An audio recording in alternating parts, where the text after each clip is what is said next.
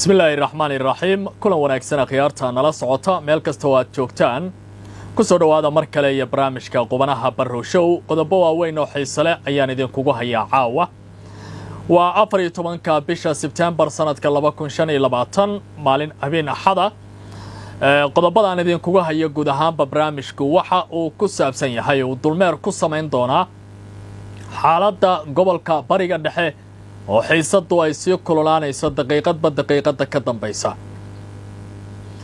wadamada islaamka iyo carabtu waxa ay shir ku yeesheen wasiiradooda amuraha dibadda magaalada Doha wasiirka amuraha dibadda ee dalka Qatar maanta waxa uu ku hadlay lahjadii ugu adkayd oo ka dhana Israa'iil waxa uu yiri nidaam argagixiso ah ayaa nagu soo duulay oo weerar nagu soo qaaday dawladda Qatarna kama aamusi doonto ilaa laga jawaabo dhibaatada soo gaartay madaxbanaanideeda iyo ku xadgudubka qaanuunka caalamiga ah haddaba fariinta dawladda Qatar ay u direysay Israa'iil ee shirka la dhaxmariyay ma waxa ay ka turjumaysaa awoodda dawladaha halkaasi ku shiraya ay yeelanayaan yaa kamida wadamada halkaasi fadhiya ee la filayo go'aamada culculus inay soo saaraan warbixin dhinacyo kala duwan taabanaysa oo arrimahaasi ku saabsan ayaan idinla wadaagayaa waxaan dhinaca kale eegi doonaa qodobada suuragalka ah ee shirkaasi ka soo baxi kara ee saameynta ku yeelan kara siyaasadda gobolka bariga dhexe madhaba wadamada carabtu iyo kuwa islaamka ee shirka fadhiya inay qaadan karaan go'aano saameyn ku yeelanaya isbeddelka haykalka hogaamineed ee adduunka ma dhici kartaa in dawladda Mareykanka halkan laga saaro cadaadis xoogan Israa'iilse culeysyada ay shirkan ka wajihi karaysa ee soo bixi karaya muxuu yahay warbixin taxliilina oo dhinacyo kala duwan taabanaysa uu qoray telefishinka Al Jazeera oo saadaasha shirka iyo waxyaabaha mas'uuliyiinta ay miiska isla saari karaan ayaan sidoo kale ku eegi doonaa inta aan wada joogno ra'iisul wasaaraha Israa'iil Benjamin Netanyahu maanta waxa uu diray fariin la yaab leh isagoo waliba dhex jooga Qudusta bari ee la haysto ayaa waxa uu yiri dadka aaminsan Mareykanka iyo waliba Israa'iil in ummadmadu soo kala dhaxgali karo waxaan leenahay dharaar cad ayaad riyoonaysaan waxa uu sidoo kale ku celiyay fariintii hanjabaadda u muuqanaysa ee loo diray dalka Qatar ee lagu yiri inta aad haysaan madaxda kooxda argagixisadu Israa'iil gacanteedu waa dheer tahay waxay ka dhigan tahay in mar kale Israa'iil ay qorsheynayso weerar ay ku qaadayso gudaha Qatar Marco Rubio iyo waliba ra'iisul wasaaraha Israa'iil waa kulmeen waxaana laga hadlay xoojinta xiriirka iskaashiga istiraatiijiyada iyo militariga labada dhinac fariintan waxa ay ku soo aadaysaa iyadoo waliba dhinacyada carabtu ay muujinayaan dadaal xoogan oo ku saabsan sida culays loo saari lahaa nidaamka Israa'iil gobolkaasi mustaqbalkiisa saameynta iyo waliba isbedelada ku iman kara maxay yihiin madhaba carabtu inta ay fariistaan in ay kaga jawaabi karaan in Israa'iil ay duqaymiyo weerar isla qaadan karaan maxuu noqon karaa saadaasha waxyaabaha la filayo carabta jawaab celin inay ku bixiso warbaahinta carabtu sidee wax u dhigayaan caawa indhaha adduunka Qatar ayay hayaan iyo magaalada Doha dhinaca golaha wasiirada arrimaha dibadda ee wadamada iskaashiga islaamka iyo carabta marka laga yimaado maalinta bariya waxa fariisan doona madaxda kale ee caalamka ee ka soconaya wadamada islaamka iyadoo madaxweynayaal fara badan iyo wafuudi ugu cusleed hadda ay ku sii qulqulayaan magaalada Doha arrimahaas ayaan isugu ka xiri doonaa haddii Rabbi saamaxo cabdi ee caasimadda wadanka Qatar waxa ku sii jeeda kaamirooyinka warbaahinta adduunka dadka arrimaha amniga falanqeeyana indhaha ayay ku hayaan waxyaabaha ka iman kara kulanka xasaasiga ah ee halkaasi ka dhacaya maanta iyo maalinta bari ah oo isugu imaanayaan madaxda kala duwan ee wadamada khaliijka kuwa carabta iyo kuwa ka imaanaya dunida muslimka intaba ujeedadu waxay tahay in laga jawaabo weerarkii lagu qaaday dalkaasi Qatar iyo waliba saameyntii ka dhalatay marka la eego hanjabaadaha istabajooga ah ee ka imaanaya ra'iisul wasaare Benjamin Netanyahu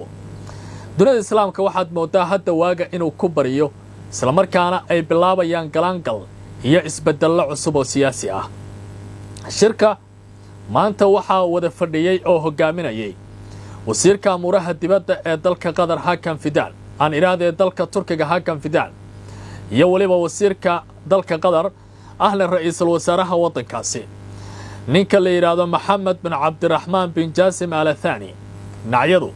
waxa ay si weyn u adroosayaan oo ay ka hadlayaan iyagoo gadgadinaya waxyaabaha ka dhacay dalka Qatar saameynta ay ku yeelan karto madax banaanida wadamada Carabta iyo mustaqbalka geedi socodka gobolka Bariga Dhexe halka uu ku jahaysan yahay colaad dagaal iyo jaangoynta nolosha dunida intaba oo gobolkaasi hadda laga maamulayo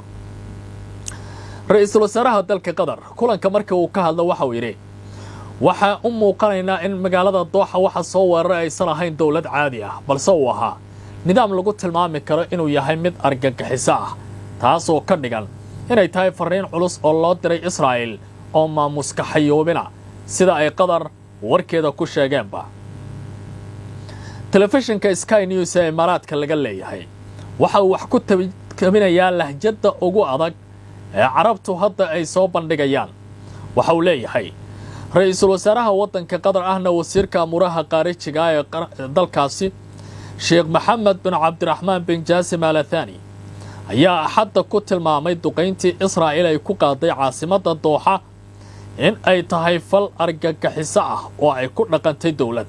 isagoo ku cadeeyay inay Qatar ka hortagi doonto dhibaato kasta oo ku soo fool leh iyagoo adeegsanaya dhammaan dariiqyada sharciga ah ee suuragalka noqon kara waxa uu sidoo kale tilmaamay khudbad uu ka jeediyay shirka hordhaca ah ee shirka madaxda Carabta iyo iskaashiga Islaamka ee degdega ah ayaa waxa uu yiri ra'iisul wasaaraha isagoo ku adkaysanaya weerarkan inay carqaladeyn doonin doorka dhaxdhaxaadnimada ee Qatar ee ku aadan xal u helidda dadka dhibaatooyinka ku sugan ee ku jira magaalada go'doonsan waxa uu yiri weerarka Israa'iil aanu dhalin doonin buu yiri marka la fiiriyo wax aan ka ahayn fashil xabad joojina marka la fiiriyo tacadiga iyo waliba sida Israa'iil u dhaqmayaan ficilkaasi waxa uu cadeyn u yahay buu yiri in Israa'iil aysan tixgelin doonin xuduudaha siyaasadeed ama sharciga caalamiga ah sidaas darteed caalamku waa inuu qaado tallaabo dhameystiran oo ujeedadeedu tahay in laga jawaabo waxa dhici kara beesha caalamka waxa looga baahan yahay buu yiri in ay tallaabo ka qaadaan Israa'iil tallaabadaasi oo ah sharci dambiga ka dhanka buu yiri xuquuqda aadanaha iyo waliba qawaaniinta caalamiga ah oo ay muhiim tahay in la dhowro wasiirku waxa uu sidoo kale leeyahay qaramada midoobay haddii aanay ilaalin qaanuunka Israa'iil waxay ka dhigan tahay mid jiritaankeeda kaliya uu yahay calaamad u muuqanaysa magacuyaal dhinaca kale wasiirka amuraha dibadda dalalka Carabta iyo iskaashiga Islaamka oo ka qayb galaya shirka ayaa si buuxda u xaqiijiyay amniga Qatar inuu yahay qayb ka mid ah go'aanada iyo waliba isku tiirsanaanta amniga Carabta iyo Islaamka uu yahay geedka go'an aan gorgortan gali karin weerarka Israa'iil waxa uu yahay baa yiri jabinta sharci caalami ah isla markaana qatar gelinaya xasiloonida gobolka iyo caalamkaba ficilkaasi ujeedadiisu waxa uu yahay mid lagu weeqayo amniga Carabta iyo Islaamka oo dhan laguna carqaladeynayo deganaanshiyaha gobolka Bariga Dhexe sida ka muuqanaysa dhinacyadan mowqifyada kala duwan ay isla aaminsan yihiin qaarkoodna is ayideenba markii ay shirka fadhiyeen shir hordhaca oo Dooxa ka dhacay ayaa si rasmi ah uga furmay axadda maanta ah iyadoo mowduuca taagan ee jawaabta loo raadinayo ay tahay helitaanka baaq midaysan ee ka yimaada wadamada Islaamka iyo waliba dunida Carabta taas oo looga hadlayo weerarkii lagu qaaday gudaha wadanka Qatar gaar ahaan magaalada Dooxa laguna beegsaday hogaamiyaasha kooxaha wax iska caabinta haddaba shirkaasi waa soconaya muxuu yahay filashada qubaradu ay tilmaamayaan inay ka soo bixi karayso nuxurka war-saxaafadeedku uu noqon karo saameynta ka iman karaysa iyo tallaabooyinka ay qaadi karaan dawladaha telefishinka Al Jazeera ayaa dhinac walba ka istaagay haddii ay noqon lahayd dhaqaalaha amniga iyo sidoo kale arrimaha diblomaasiyadda intaba waxaana ay leedahay warbixintu Dooxa maanta waxay marti gelinaysaa shir si gaar ah madaxda waxa uu leeyahay ku celiya halkaas Dooxa ayaa maanta marti gelinaysa shir madaxeed gaar ah oo ay isugu imaanayaan hogaamiyaasha Carabta iyo dalalka Islaamka kaas oo looga hadlayo weerarka Israa'iil ay ku qaatay Qatar iyo waliba dagaalka ka socda magaalada go'doonsan